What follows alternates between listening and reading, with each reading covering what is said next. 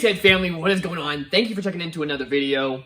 If you have been wondering what is the best way to figure out how much power is going out of your amp to your system, there is now an easy way to do that. Now, in the past, y'all have always used the SMD AMM1. Of course, SMD makes the meters that you see Williston Audio Labs and everybody else using for dynos. Again, if you need a portable version, this guy is great. That being said, first off, this guy is $450, so hey, not going to be worth it to a lot of people. This is more meant to be a portable tool so you can do testing. Now, recently, Basshead Garage came out with a little meter over here. That is one, way smaller, two, way more affordable, and three, this is ran just like any other meter that you would have in your car. So it's ran off a 12 volt. You know, you can turn it on when the car is on. You can mount it. You can always monitor the power going out of your amp to your system, which is super, super cool. So guys, for today's video, we're going to be looking at this thing, going over the pros and the cons. We're going to hook it up next to this guy, do it head to head to see how accurate this guy is. Let's get into it, guys. Y'all, I am so excited to be making this video. Again, I've been using this for my videos for the past couple years. It is awesome. It gets the job done, but this thing is battery powered. And again, it's meant to be a handheld tool, meant for testing different systems and whatnot. Not meant to be, you know, a meter that you would mount. Now, everybody in the car, they have a voltmeter. Here's, of course, a really nice voltmeter, but hey, there's all kinds of different voltmeters, so you can monitor your voltage. But up until this point, there has not been something to monitor the actual wattage in your system, which is where this guy comes into play, y'all. You can mount this up front. You can mount this wherever you want. Again, this guy will turn on when your 12 volt switch turns on, just like your voltmeter or anything else, which I think is a huge advantage of this guy. And I'm stoked to be testing it out for y'all.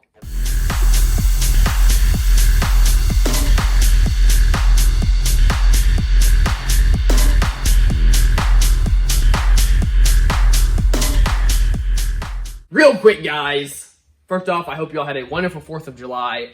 That brings me into, of course, the sponsor of today's video, Alfred Audio. Alfred Audio is the owner of Defmonts and Avatar. We'll, of course, leave a link to the website in the description below, but for the 4th of July weekend, they are running a ton of sales, pretty much site-wide, guys. So if you want some great equipment, go check it out. Tons of subs, amps, and speakers that are anywhere from 10% to 35% off. For example, the Avatar STUs, which are the subs that I have ran in my system for forever now, they are 35% off, which is just insane. Normally over a $400 sub. Right now, guys, they are under $300. I went ahead and scooped up some Hannibal subs so I could do a review of them for y'all. Figured, hey, I wanted to do a review on them anyway, and while they were nice and cheap, figured I might as well go ahead and pick them up. So, of course, stay tuned for that in a video here to come. But, hey, that being said, guys, once again, big thank you to Alfred Audio, Defmonts, Avatar, the whole group. Really appreciate them supporting the channel, helping me bring better videos to y'all. And again, hope y'all had a wonderful 4th of July. But with all that being said, guys, back to the video. First off, guys, quick overview of the SMD AMM1. Now with these devices, guys, to read the wattage, basically you have a CT clamp over here, and then you have a positive and negative over here that you would run to your speaker or sub. Normally these would just have straight pins on the end, like you would see on a multimeter. That being said, I swapped them out with these ring terminals so I could mount them, since I had this guy mounted in my vehicle. Now, what is great about this, guys, is of course the quality. I've had this thing for years. Never had a problem with it. It does have a clipping meter as well, which is super nice. Has tons of other settings. Again, not just meant to be a watt meter. That being said, for what I do, that's really all I've had to use it for. Of course, has real time and peak power modes. Now, what I don't like about it, you know, one, you are restricted to these leads. Now, of course, you could go make longer ones or whatever, but this is kind of what you get. Again, I had to modify these to work for my needs. Second thing, guys, this thing is battery powered, which, as you can see, the battery is low.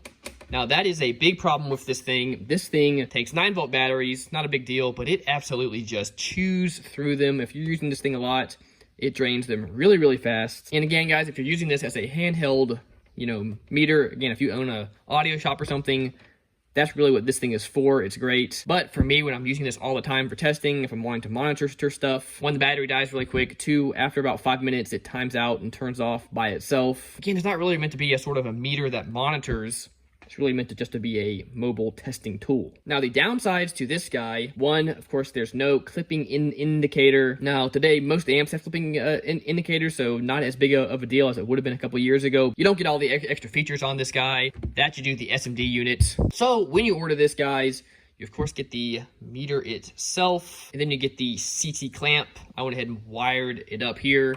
Now, what I like about this, guys, they don't send you wires or anything. They just give you the meters. You then just run some little speaker wires or whatever wires you have, which is great, guys. You can, of course, make them the exact length that you need, all of that good stuff. And they give you these little connectors that, of course, plug into it. You just put your wire in there and screw it down. This is my power group of wires. And again, I can make it the exact length that I needed. I went ahead and put my little terminals on it. With these, you get this clamp meter. This guy is I believe, good up to 200 amps, and the owner said it should be, you know, able to read above 20,000 watts. Next up, guys, I'm going to show y'all the basics of this guy, show y'all what you would need to do to hook it up, all that good stuff. So let's get into it. When hooking this fella up, we have our 12-volt constant, ground, and our remote wire. So I went ahead and made a little pigtail here. I, of course, used red for the constant. I had brown wire, which I'm using for the negative. A blue wire, which is my remote turn-on. So you hook these up and you just plug that in right there. Really, really nice. And it's really handy, guys. If you wanted to, you could, of course, unscrew this and you could just unplug this and take the meter wherever. Don't have to, you know, pull all your wires. Really, really cool. You could buy extras of these if you had multiple vehicles. Hey, you could have this all hooked up and you could just swap this little meter from vehicle to vehicle. Next up, we have V. I guess that you could say that's voltage. This is what runs to the positive and negative on your subwoofer or amplifier. For me, I got some real long wires so I can run this to all kinds of different things since I do testing. Again, you just plug that in right there. Now, from what I'm told, there's no really positive or negative. It doesn't really matter. The point being that's plugged in, you then just run this into the wire running from your amp to your sub or speakers or whatever you're doing. And then on the bottom here, we have this C. That's for the CT clamp. That, of course, is this guy over here. And from what I'm told, there's no positive or negative. Either, it doesn't really matter, just so long as you got the wires ran to each. So that plugs in there. Over here, y'all, we, of course, have the test bench. We got a Pioneer head unit. Got this tar amps, 120 volt to 12 volt charger. Of course, running this off of the Big Jeff lithium battery. As you can see, this thing will fit almost anywhere. And y'all, I do a ton of testing. I've got my 9,500 watt amp hooked up to here. Not saying this would handle that for a long period of time, full blast. But for the test I do, this guy is just perfect. So, of course, guys, we have this guy hooked up. Of course, we have positive and negative running to this guy. And then over here, this is where my remote turn-on lead is attached. So that should be all we need. So we're going to power this fella on. And as you can see, of course, the amp over here came on. And this guy turned on. So let's go through this. We do have a couple of settings. Of course, this will show us the wattage and the impedance. Very handy. This will tell us voltage and the current. We have power factor, and we're back to wattage. So super, super handy. And if you want this to go into peak mode, you just hold this down. You can see it says peak. So that will, of course, stop when it gets up to the peak power. Super handy for testing, super handy for my videos. To turn peak off, you just hold it down, and it turns off. Again, when you want to power this guy off, guys, just turn off your head units, and it turns right off. Okay, we've got both the meters hooked up. We are going to be, of course, testing this with DefMonts' biggest 12-inch sub that they make, the 4512R. It's a D2. We've got it wired down to 1 ohm. Of course, guys, we have our positive wire ran through this CT clamp here and the CT clamp here. Of course, we have our positive and negative for this guy and for this guy ran to here. This guy, of course, ran off of, for now, this Tar Amps Big Boss 3. These guys will watch voltage, but we've also got voltage up here. Let's see how this does. This guy, of course, has a clipping light, but we also have a clipping light on the remote for the Tar Amps. All right, real-time power. That's what we want. Let's see how it does.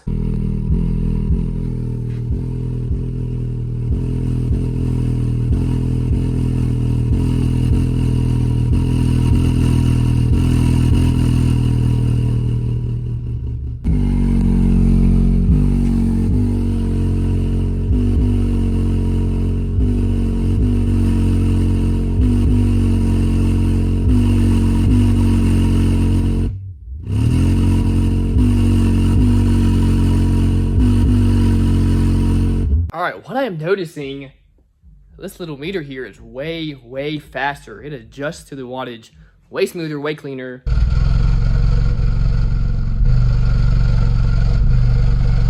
The SMD one does it, it's like much slower, so you're not getting quite as much detail. Really, really interesting. That being said, they seem to be pretty on par. Kind of hard to tell. I think next up, let's do a kind of a peak test on both. See what that does. All right, we've got this guy set the dyno power, this guy set the peak power.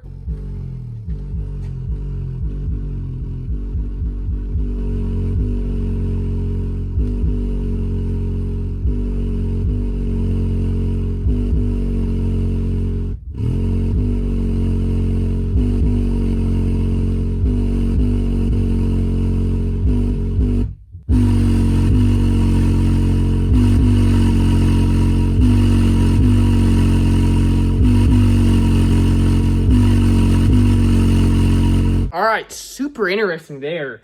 The SMD meter definitely reads a little bit higher once we got up to about 1,000 watts. You know, this guy was reading 1,000, this guy was peaking at about 860. Let's look at some of the other settings. Of course, voltage and current, so that's pretty neat. So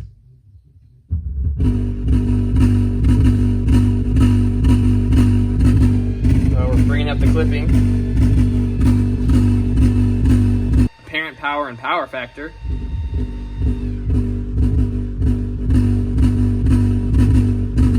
And then we're back to wattage and impedance. Okay, you can see our battery dead on this guy, so I guess we gotta replace it before we can do any more testing. All right, gotta replace the battery, and then next up, I think I'm gonna run a 40 hertz test tone, really slowly bring it up. That should really allow us to see if, again, in that real time, if there is a difference between these two or not. I always keep batteries on hand just because they do die so fast in that meter. It's good to get a good battery like Duracell or something. I've tried some cheaper batteries and they just die super, super fast. So, yeah, let's get this swapped out. Cool, guys. We're back in business. All right, guys, we've got a 40 hertz test tone. All right, you can see at low power, guys, super similar. Reading the exact same impedance pretty much, and pretty much the same wattage. Yeah, guys, still very, very close.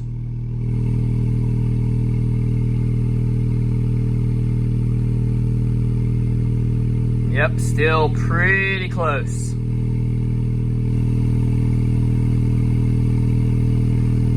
Okay, as we're getting louder, this guy's reading a little more.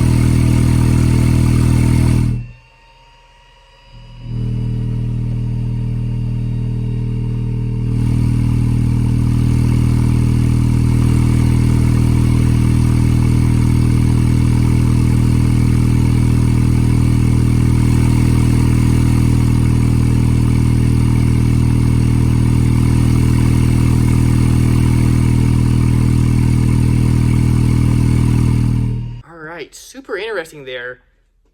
Up to about 700-800 watts. They both are super, super close. But then when I realized the second that this guy would start clipping, the SMD meter would suddenly, again, I turned up a tiny bit, wouldn't really get louder. The SMD meter would start showing like close to double the power, whereas this guy was still going up a lot more linearly. I don't know. All right, that is, of course, with the Big Boss 3.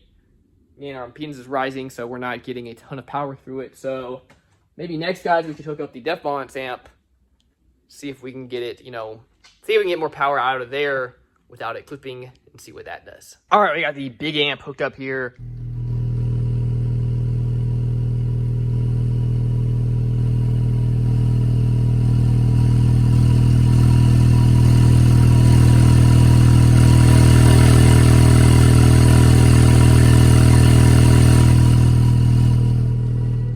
Y'all, that was super interesting testing that all out. My main takeaway is that the base head garage meter is like way faster. The real-time screen is just a lot nicer. Again, just seems to be a lot faster. That being said, the wattage reading did seem to be about 25% lower than the SMD meter, sometimes even more when you get up into clipping or get into higher powers. So I don't know, y'all. Sometimes they'd be really close, and then sometimes, again, the SMD would just be reading a good deal higher. So let me know what y'all think. I know some of y'all probably know more about electronics and that sort of thing than me. Let me know in comments why you think that difference might be. Let me know. Now, that being said, they both read basically the identical impedance, so that was all good. Y'all, if you guys have one of these meters and you can compare it to another watt meter, let me know if it seemed pretty accurate to you or if things seemed off. Personally, I like the watt meter. I think it's super useful, but it is a little concerning that both of them are showing some different amounts. If you want to go check out either of these meters, I will of course have links in the description below where you can go scoop them up. But that's going to do it for this video. Thank you so much, guys. Remember, as always, though, keep basing on.